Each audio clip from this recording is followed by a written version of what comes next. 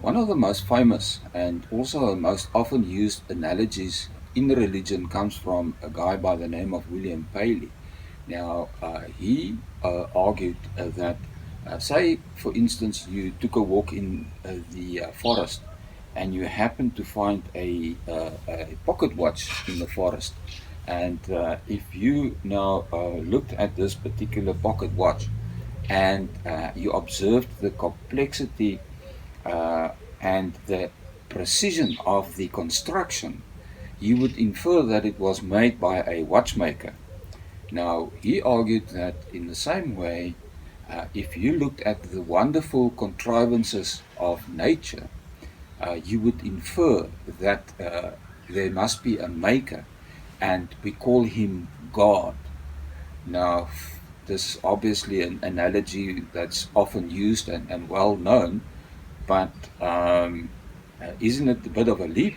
Uh, and is it even a fair comparison to do it like that?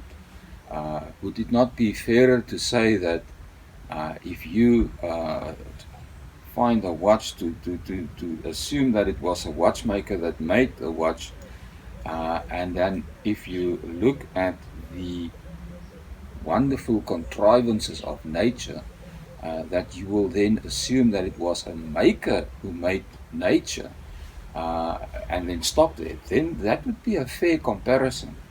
But to make the leap then to God, uh, I think then you will have to make the leap if by merely looking at this watch to say that because of the complexity and the precision of its construction, not only must it have been the work of a watchmaker, but actually, just by looking at this watch, you will have to say, but this watch was made by Fritz, who lives in Zurich, Switzerland.